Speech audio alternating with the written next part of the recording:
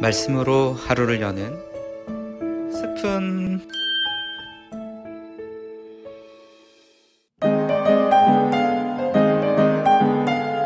안녕하세요. 아침, 점심, 저녁 어느 때 들어도 귀한 말씀 한 스푼. 수련회를 집중적으로 준비하는 한 주간 하나님의 말씀이 우리에게 힘이 되기를 소망합니다.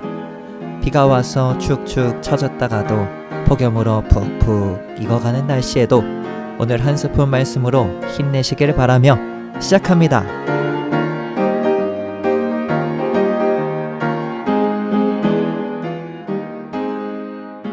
하나님이 이르시되 땅은 생물을 그 종류대로 내되 가축과 기는 것과 땅의 짐승을 종류대로 내라 하시니 그대로 되니라. 하나님이 땅의 짐승을 그 종류대로, 가축을 그 종류대로, 땅에 기는 모든 것을 그 종류대로 만드시니 하나님이 보시기에 좋았더라. 하나님이 이르시되 우리의 형상을 따라 우리의 모양대로 우리가 사람을 만들고 그들로 바다의 물고기와 하늘의 새와 가축과 온 땅과 땅에 기는 모든 것을 다스리게 하자 하시고, 하나님이 자기 형상 곧 하나님의 형상대로 사람을 창조하시되 남자와 여자를 창조하시고 하나님이 그들에게 복을 주시며 하나님이 그들에게 이르시되 생육하고 번성하여 땅에 충만하라. 땅을 정복하라. 바다의 물고기와 하늘의 새와 땅에 움직이는 모든 생물을 다스리라 하시니라. 하나님이 이르시되 내가 온 지면에 씨 맺는 모든 채소와 씨 가진 열매 맺는 모든 나무를 너희에게 주노니 너희의 먹을거리가 되니라. 또 땅의 모든 짐승과 하늘의 모든 새와 생명이 있어 땅에 기는 모든 것에는 모든 푸른 풀을 먹을거리로 주노라 하시니 그대로 되니라. 하나님이 지으신 그 모든 것을 보시니 보시기에 심히 좋았더라. 저녁이 되고 아침이 되니 이는 여섯째 날이니라. 천지와 만물이 다 이루어지니라. 하나님이 그가 하시던 일을 일곱째 날에 마치시니 그가 하시던 모든 일을 그치고 일곱째 날에 안식하시니라. 하나님이 그 일곱째 날을 복되게 하사 거룩하게 하셨으니 이는 하나님이 그 창조하시며 만드시던 모든 일을 마치시고 그날에 안식하셨음이니라. 창세기 1장 24절에서 2장 3절까지의 말씀. 오늘 큐티의 제목은 창조의 절정입니다. 여섯째 날에 하나님은 사람을 창조하셨습니다. 하나님은 가축과 기는 것, 땅의 짐승을 종류대로 창조하셨습니다. 그러나 인간에게는 종류대로라는 표현을 사용하지 않으셨습니다. 하나님께서 인간을 창조하실 때 어떻게 만드셨을까요? 특별히 사람은 하나님의 형상과 모양대로 창조하셨습니다. 하나님은 온 인류를 하나님의 성품과 인격을 담게끔 하나님의 형상을 따라 하나님의 모양대로 창조하셨습니다.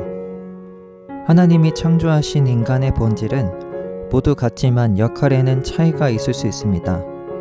여러분의 가정, 교회, 사회에서의 역할에 있어 하나님이 보시기에 좋은 부분은 어떤 것이 있나요? 또는 그렇지 못한 부분은 무엇인가요? 공동체에서의 섬김에 있어서는 좋든 나쁘든 결국 하나님께서 선을 이루시는 경우가 많은 것 같습니다.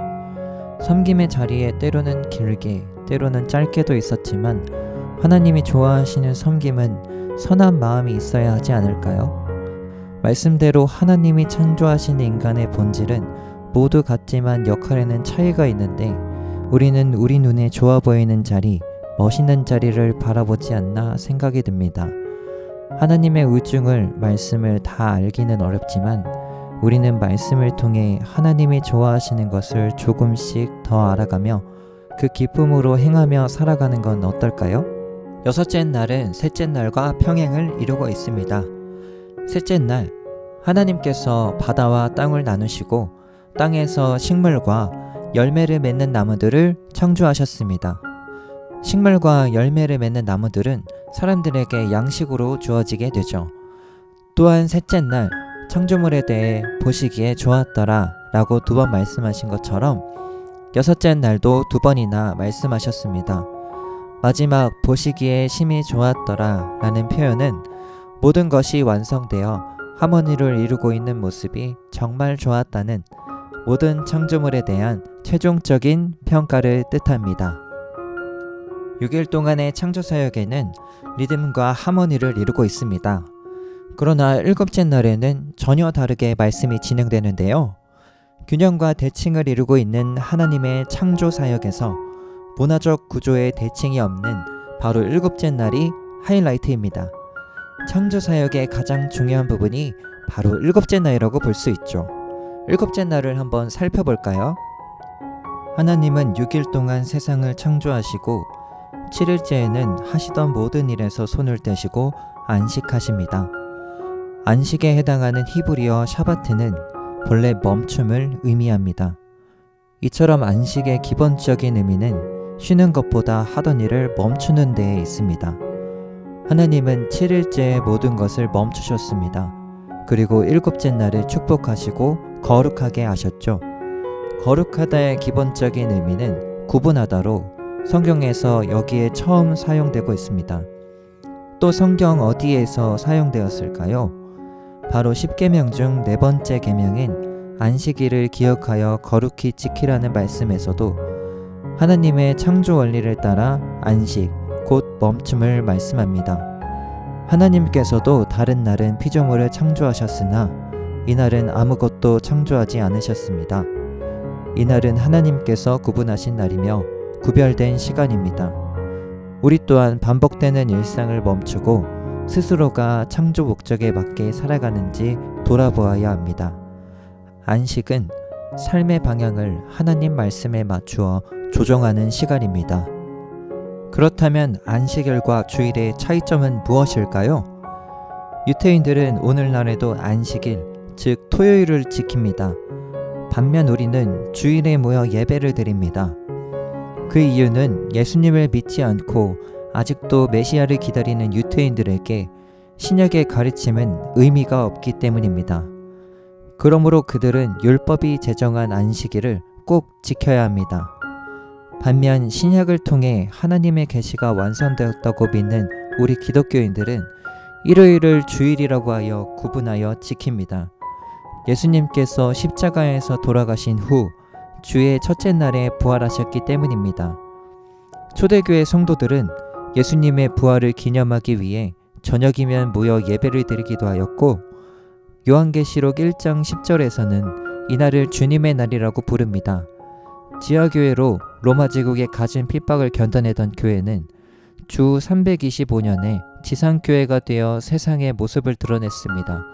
로마의 황제가 된 콘스탄티누스 대제가 기독교를 로마 제국의 국교로 제정하면서 안식일이 아니라 주일을 예배와 휴식의 날로 정하게 된 것입니다. 많은 사람들은 안식일을 휴식을 취하는 날로 생각합니다. 안식일은 월요일에 시작되는 한 주의 노동을 위해 쉬는 것으로 이해합니다.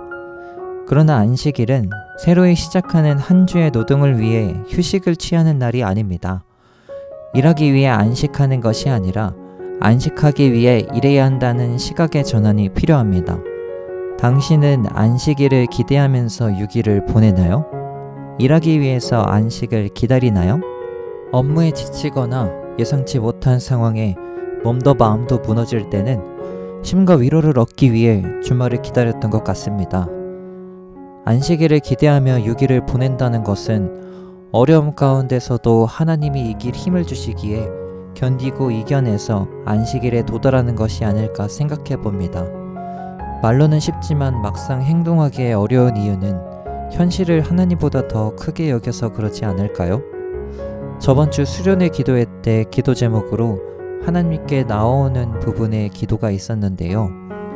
입술로 주를 찾아 나오겠습니다 고백하니 눈물이 나더라고요. 이게 하나님이 원하시는구나 생각했습니다.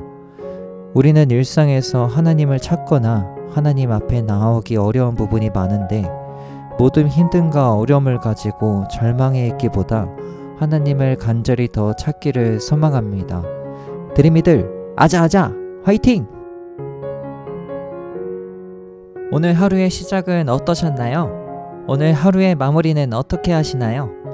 오늘 아침 일하기 싫은 마음이 마구 샘솟거나 내일의 걱정으로 마음이 무겁거나 하루 어떤 일로 마음이 상하거나 괜히 기분이 나빴더라도 오늘 말씀 한 스푼을 통해서 평안을 얻으셨기를 바랍니다.